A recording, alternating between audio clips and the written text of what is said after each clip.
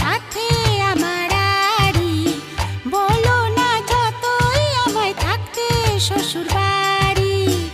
সইব না গঞ্জনা শাশুড়ি ননদির, যাব চলে বাপের বাড়ি।